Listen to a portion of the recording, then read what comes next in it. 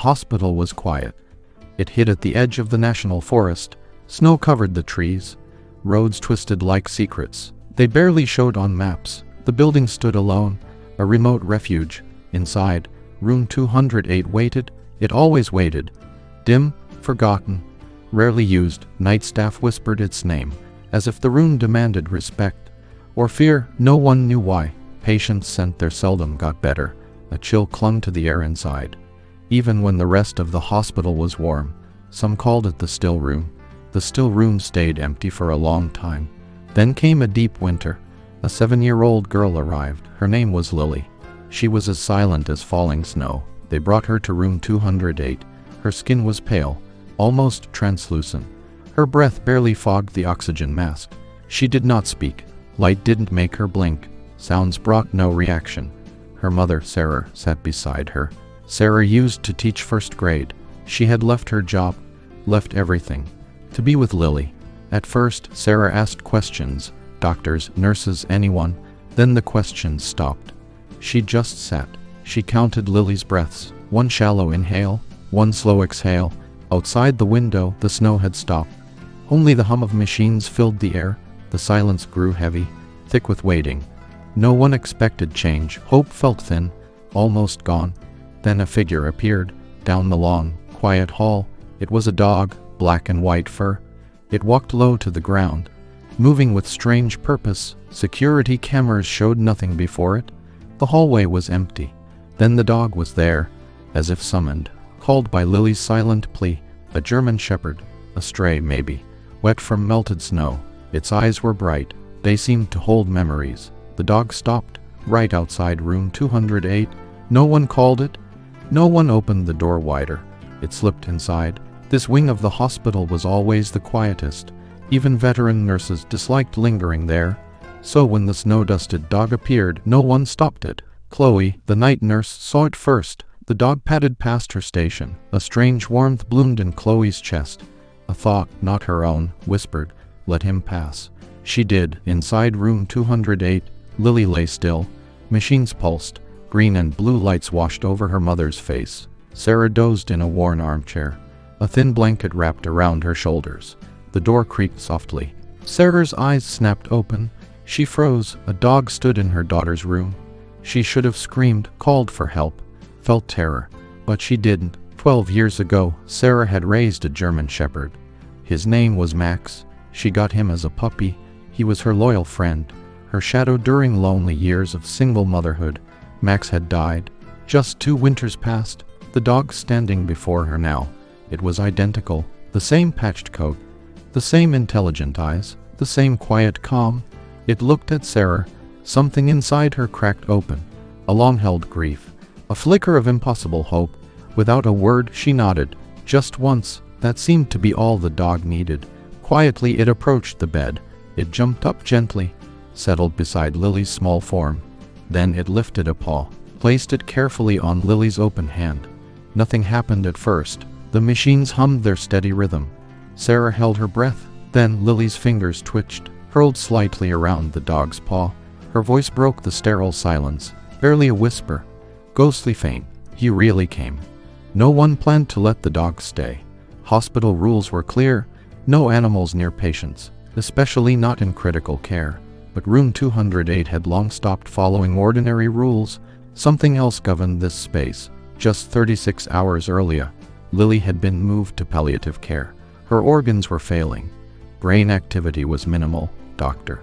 Evans delivered the news. His voice was clinical, detached. Sarah hadn't argued, hadn't cried. She just nodded, numb, lost in a fog of despair. So when the dog appeared, this silent creature with knowing eyes, no one objected. Mia, another nurse, voiced it first, a hushed whisper in the hallway. Seriously, if he's what's keeping her here, let him stay. No one disagreed. And so, the dog stayed. They started calling him Shadow, an unofficial name for an unofficial guest. At first, Shadow simply lay beside Lily, still, watchful. But within hours things changed. Lily's fingers moved again. Her faint voice whispered fragments of words. Her heart rate stabilized. By morning, her oxygen levels improved. Her pupils reacted to light. Doctors noted the changes. Clinical terms: faint surprise bordering on disbelief. But the nurses, the ones who were there that first night, knew this wasn't coincidence. This was a miracle. A miracle with paws and damp fur. They gathered outside the door, watched in silent awe, uncertain. Was she responding to something? Dr. Evans murmured, his eyes fixed on the monitor. I just don't know what. The second night, security was called. Routine check. Concerns were raised about the dog. Dr. Evans stood firm. She's dying, he stated flatly. Or she was.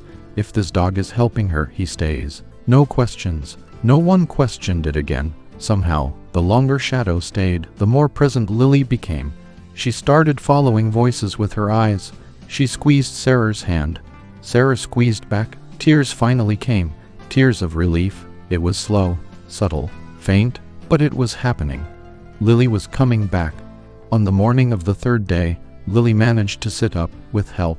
Her voice was weak, but clear. She looked at her mother. Can I have some applesauce? Sarah dropped the spoon she was holding. It clattered on the floor. Out in the hallway, nurses wept openly. No one dared call it a miracle. Not yet, but for the first time in weeks, they called her Lily. Not just the girl in 208. Staff would pause by the door, press palms flat against the glass, not checking monitors anymore, just watching, witnessing. Something real was happening here. Not a cure, they understood. Not a medical theory. It was a reason to hope. In room 208, that felt like everything. By the end of the week, Lily was not the child anyone expected to lose. She sat up for hours sometimes, drew pictures with crayons a nurse brought her. Other times, she just stared out the window. Shadow's head rested on her lap, but something else began to change. It was subtle at first, easy to dismiss. The night staff noticed it first. The temperature in the room would drop after midnight, no matter how high the heat was set. One nurse swore the lights dimmed on their own, no one touching the switch. Another heard whispers just outside the door, faint, sibilant sounds. Shadow noticed too. He stopped sleeping through the night. Instead, he sat upright for hours, alert, his gaze fixed on the far corner of the room, where shadows from the heart monitor pooled. Dark, deep. Sarah saw it first. She woke deep in the night. The room felt colder. Shadow was rigid, still as stone, eyes locked on that dark corner. Sarah whispered his name. Shadow. He didn't react. Ears pricked forward, muscles bunched, listening, waiting for something she couldn't see or hear. The next morning, a new nurse came, Ava. Young, unfamiliar with room 208's strange energy. She entered brightly. Good morning, Lily, she chirped. Before Ava could continue, Lily interrupted. Her voice was small but unnervingly calm. Too old for her 7 years. It doesn't rest like we do. The room fell silent. Ava blinked, confused. Sarah jolted in her chair. Lily's fingers moved slowly, stroking Shadow's fur. Her expression was unreadable. That afternoon, Dr. Evans returned. He had new brain scans. Activity was increasing, in areas previously dark, but he started documenting something else too, Shadow's behavior. In his private notes, he wrote things no medical journal would print. Dog alert 3:12 a.m. Patient staring at corner. Temp drop again. He didn't understand, but he felt it too. Something was in the room, or watching it. The 7th night arrived. Outside, snow fell thick and heavy, a silent white curtain. Inside room 208, the air was dense, not with fear but with anticipation, a waiting that had no name. Lily slept. Her small hand rested on Shadow's back. Sarah dozed in the armchair, wrapped in her wool cardigan. The room was dim, lit only by the pulsing green line of the heart monitor. At 3:14 a.m., Shadow stood up. No bark, no growl, he just rose, muscles taut, ears forward. His gaze returned to the same corner. This time, he moved, one slow step, then another, placing himself between Lily and the shadows, tail stiff, head low. Sarah woke instantly, felt the shift in the air, sat bolt upright, heart pounding. Lily, she whispered. The girl didn't stir. Then the lights buzzed. One overhead fluorescent tube flickered violently. It burst, showering the floor with tiny glass shards. The room plunged into strobing darkness. Lily began to convulse, her small body arched off the bed, mouth open in a silent scream. The monitor shrieked, a high, piercing alarm. Her heart rate turned erratic. Oxygen levels plummeted. Sarah screamed for help, slammed the emergency call button. Red light flashed. No footsteps hurried down the hall. Amidst the flickering shadows, Shadow launched himself forward. He didn't hit a wall, didn't hit the curtain. He hit something unseen. The sound he made was a low, savage growl, torn from deep in his chest. He wasn't attacking empty air. He moved with purpose, ramming his body repeatedly into the space near the corner. Claws scrabbled on the tile floor. Then, something changed. A gasp, like air rushing back into a vacuum. The lights stopped flickering, settled into a dim, steady glow. The monitor stabilized. Lily's heart rate returned to a steady rhythm. The air felt warmer, lighter, easier to breathe. Dr. Evans burst through the door, eyes wide. He took in the scene, the shattered light, the quiet chaos.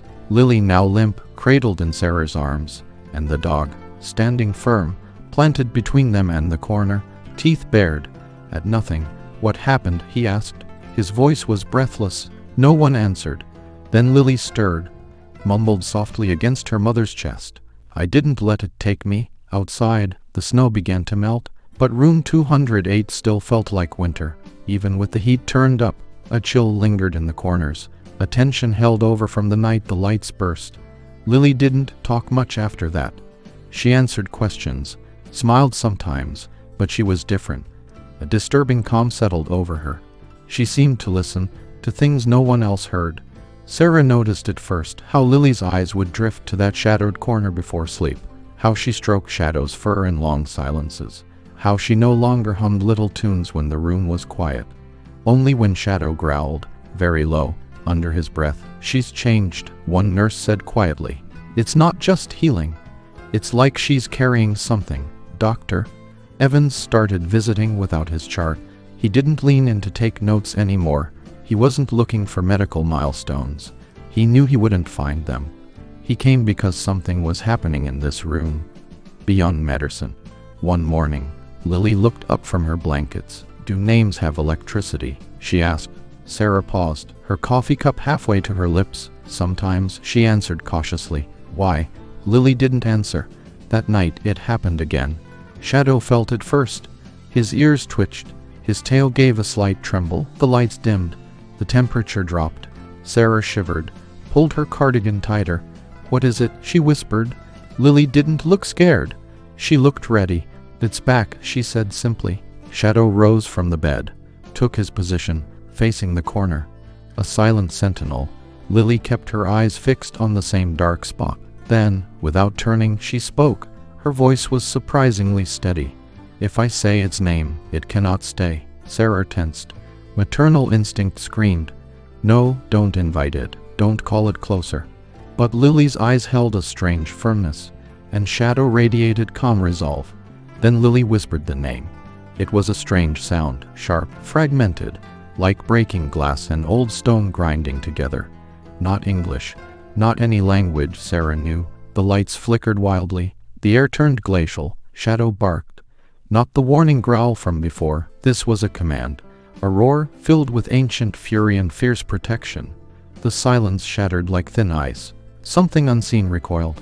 Then, as if the air itself squeezed tight and then released, it was gone. Lily gasped, fell back against the pillows, trembling. Not from fear, from exhaustion. Sarah rushed to her side. "What did you do? What was that?" Lily opened her eyes. Her voice was soft but strong. "I said the name it didn't want me to know." "What name?" "Its name," Lily replied. "And now it cannot hide." Shadow returned to the bed, curled beside her, placed a protective paw over her chest. For the first time, the room felt truly warm, peaceful. The following days were quiet, different. Lily's room became more than just a hospital space. It was a place no one could quite explain. Her recovery was documented, measured, but never understood. Doctors used words: spontaneous remission, neurological reactivation, unexpected cellular regeneration. The terms felt hollow, empty explanations for the mystery of room 208, and no one could ever explain Shadow. So they stopped trying. They watched in quiet wonder as Lily went from coma to consciousness, from silence to tentative smiles. Her body healed faster than anyone thought possible. Shadow was always there, beside her, quiet, watchful, less like a dog now, more like a presence, a guardian on duty. Days before Lily's discharge, Dr. Evans found Sarah. He held a sealed envelope. "This came to the front desk," he said. "No return address, just appeared. I think it's about him." Sarah opened it slowly. Inside was an old photograph, faded, sun-bleached. It showed a little girl, no older than Lily, standing in snow. A black and white German shepherd stood beside her. Not just any dog. It had the same deep eyes, the same alert ears, the same proud stance as Shadow. On the back, written in faded ink, 1952, room 208, "He saved her." The resemblance was stunning. Between the girls, between the dogs. It hinted at more than coincidence. A guardian, across time. Sarah looked up, bewildered. "This can't be real, Doctor." Evans leaned closer. "There's more," he said quietly. "I checked the archives. Difficult records to find. But almost every decade, sometimes twice. Room 208 has a patient. A child usually. Critical condition. Then, an impossible recovery. Unexplained. And the staff notes, sometimes they mention a dog, black and white. Never officially admitted. Never officially seen leaving. It just appears, and then it's gone." "But why?" Sarah whispered. "Why now? Why Lily?" Lily answered that question herself later that evening. "He didn't come for me," she said softly, stroking Shadow's head. "Not just for me. He came because it came back." "The Colonel," she nodded slowly. "It's old. It waits in quiet places, places where hope gets thin. It feeds when people stop believing it can be seen. But Shadow, he remembers. He fought it before. He lost someone then. Now he waits." Sarah looked at her daughter, then at the dog. "Are you saying he isn't just a dog?" Lily shook her head. "Maybe he's more than just a dog, but he's definitely more than that." That night, Shadow took his place near the corner again. He wasn't tense this time, not ready for a fight. He just watched, as if he belonged there, as if he had always been there, waiting. The lights didn't flicker. The cold didn't return. Room 208 was finally, truly, at peace. The day of discharge arrived. Hospital corridors felt unusually silent as Sarah walked Lily out. Shadow padded alongside, his fur brushing against Lily's pink coat. No staff applauded. No formal goodbyes were said, just nods, quiet respect, silent reverence. At the main entrance, Sarah turned to Dr. Evans. "He's coming with us, Doctor." Evans looked at Shadow, then at Lily, who simply reached down, pressed her forehead against Shadow's. "He remembered me," she whispered. Maybe they had met before, just maybe. In another time, another struggle, another room where a child was fading. Perhaps some spirits don't return as ghosts. Perhaps they return as guardians. Perhaps love, deep enough, can cross time, cross flesh, even cross species. "I think he'll stay, Doctor," Evans said softly, "until she doesn't need him anymore." Shadow remained silent. As always, he didn't wag his tail, didn't bark. He walked beside Lily, not as a pet, not as a therapy animal, as something older, something that remembered. As the automatic doors slid open, letting in the bright afternoon sun, Sarah glanced back one last time. Room 208 was quiet, empty, but somehow not entirely gone, waiting, just like always.